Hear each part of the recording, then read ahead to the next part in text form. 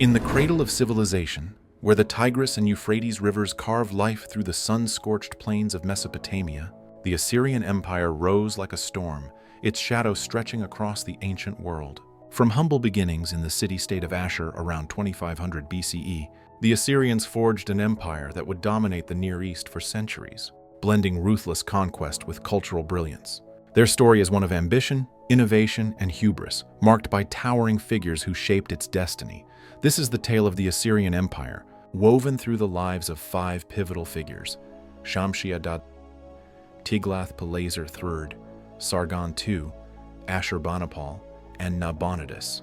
Their legacies, etched in cuneiform and blood, tell a story of triumph and tragedy that resonates through time. The Assyrian story begins in the city of Ashur, a trading hub nestled along the Tigris. By the early 2nd millennium BCE, the region was a patchwork of city-states vying for control. Enter Shamshi-Adad, a cunning Amorite soldier whose vision transformed Ashur into the heart of a burgeoning kingdom. Shamshi-Adad was no mere conqueror. He was a unifier with a knack for administration. Seizing Ashur, he expanded his reach across northern Mesopotamia, capturing Mari and establishing a network of vassal states. His empire, though short-lived, was a masterclass in organization, with a centralized bureaucracy and a postal system that kept his sprawling domains connected. Shamshi-Adad's genius lay in his ability to blend military might with diplomacy. He placed his sons as governors in key cities, ensuring loyalty, and corresponded with them through detailed letters, revealing a mind both strategic and pragmatic. "Do not let the army go hungry," he wrote to his son Yasma-Adad, urging competence in governance. Yet his empire was fragile, built on personal charisma rather than enduring institutions. After his death, local rulers reclaimed their autonomy, and the old Assyrian kingdom fractured. Still, Shamshi-Adad's legacy endured, planting the seeds of Assyrian ambition. His successors would look to his reign as a blueprint for empire, even as Ashur retreated into obscurity for centuries, overshadowed by powers like Babylon and Mitanni. By the 14th century BCE, Assyria was a shadow of its former self, hemmed in by rivals. The Mitanni to the west and the Kassites in Babylon curtailed its influence, but the Assyrians were not done. The Middle Assyrian period saw a revival, driven by kings who honed the art of war and governance. Among them, Tiglath-Pileser stands as a colossus, a king whose campaigns restored Assyrian prestige and laid the foundation for its glorious future. Tiglath-Pileser was a force of nature, a king who boasted of his conquests in vivid inscriptions. "I felled 800 of their warriors with the sword. Their heads I cut off like lambs." His campaign stretched from the Mediterranean to the Zagros Mountains, subduing 42 kings and extracting tribute from distant lands. He didn't just conquer, he innovated. His armies were among the first to use iron weapons on a large scale, giving them an edge over bronze-wielding foes. He also fortified Ashur and built temples to the god Assur, cementing the divine mandate of Assyrian rule. Beyond the battlefield, Tiglath-Pileser was a patron of culture. He established one of the earliest known libraries, collecting cuneiform tablets that preserved Mesopotamian knowledge. His reign marked Assyria's transformation into a regional power, but it came at a cost. Constant warfare strained resources, and after his death, internal strife and external pressures weakened Assyria once more. The empire retreated, biding its time as nomadic Arameans and other rivals encroached. Yet Tiglath-Pileser's vision of a dominant Assyria endured, a spark that would ignite the Neo-Assyrian Empire. The 9th century BCE heralded the rise of the Neo-Assyrian Empire, a juggernaut that would redefine imperial power.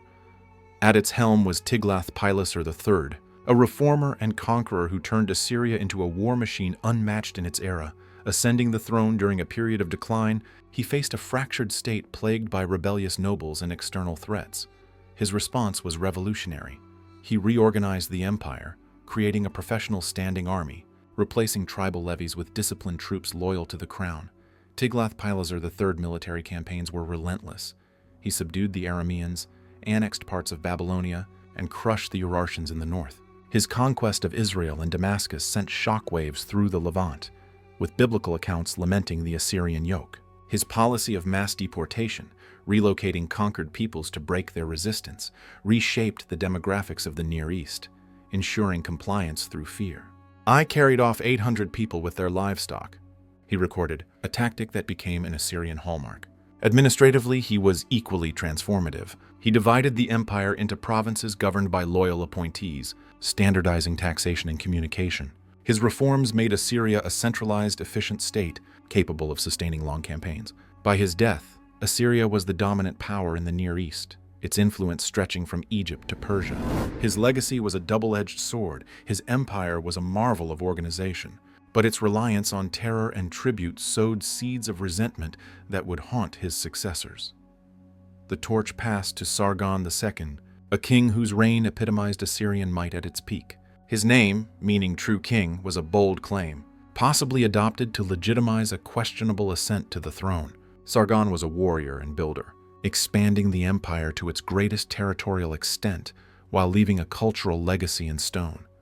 His campaigns targeted rebellious provinces and external foes, from Samaria in Israel to the Urartian strongholds in modern-day Armenia. He famously deported the Israelites, an event immortalized as the Lost 10 Tribes. Sargon's genius lay in his ability to consolidate power.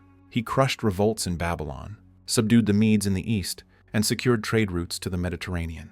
His diplomatic marriages, like that of his daughter to a Phrygian king, wove a web of alliances. Yet Sargon was more than a conqueror.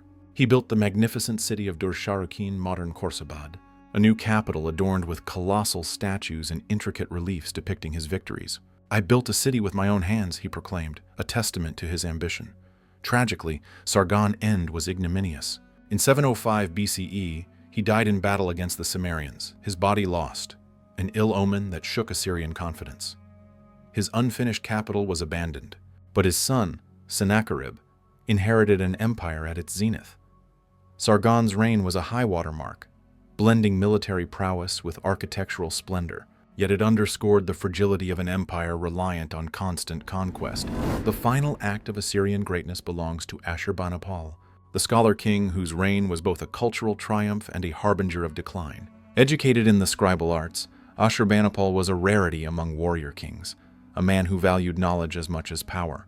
His library at Nineveh, containing over 30,000 cuneiform tablets, was a treasure trove of Mesopotamian literature, including the Epic of Gilgamesh. "I have read intricate texts," he boasted, a claim few rulers could match. Militarily, Ashurbanipal was formidable. He crushed a rebellion by his brother in Babylon, sacked the Elamite capital of Susa, and campaigned as far as Egypt, where he installed puppet rulers. His reliefs depict him in triumph, slaying lions or reviewing tribute.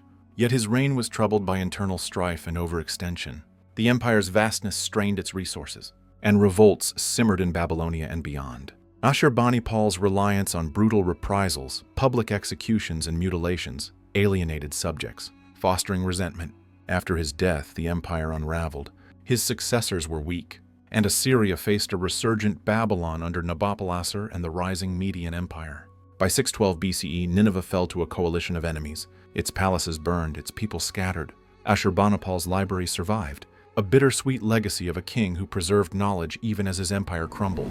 The fall of Nineveh in 612 BCE marked the end of the Assyrian Empire, but its shadow lingered in the ambitions of others. Nabonidus, the last king of the Neo-Babylonian Empire, which rose from Assyria's ashes, was an enigmatic figure whose actions reflect Assyria's enduring influence. Though not Assyrian, Nabonidus looked to Assyria's past, restoring its temples and studying its records, perhaps seeking to emulate its grandeur. Nabonidus was a scholar and antiquarian, obsessed with the moon god Sin. His devotion led him to neglect Babylon, spending years in the Arabian oasis of Tema, leaving his son Belshazzar to rule. This alienated the Babylonian elite, who saw him as an eccentric. When the Persian king Cyrus II invaded in 539 BCE, Nabonidus returned too late. Babylon fell without a fight, and with it, the last vestiges of Mesopotamian independence. Nabonidus' fascination with Assyria's legacy, its gods, its cities, could not save his own kingdom, but it underscores how deeply the Assyrian model of empire resonated. The Assyrian Empire's story is a tapestry of conquest and culture, woven by figures like Shamshi-Adad, who dreamed of unity, Tiglath-Pileser I, who wielded iron and ambition, Tiglath-Pileser III, who built a war machine, Sargon II, who crafted a glittering capital, and Ashurbanipal, who preserved knowledge amid decline. Nabonidus, though not Assyrian, carried their echo, a final note in a symphony of power. At its height, Assyria spanned from Egypt to Persia, its roads bustling with traders, its cities adorned with palaces and ziggurats. Its innovations, iron weaponry and mass governance, shaped the empires that followed, from Babylon to Persia to Rome. Yet its reliance on fear bred enemies, and its vastness invited collapse. By 612 BCE, Nineveh's flames marked the end, but the Assyrian legacy endured in the myths, texts, and ruins they left behind. Today, their story lives in the cuneiform tablets of Ashurbanipal's library, the reliefs of Sargon's palace, and the echoes of their conquests in biblical tales. The Assyrian Empire was a tempest, brilliant, brutal, and fleeting, leaving a mark on history that neither time nor fire could erase.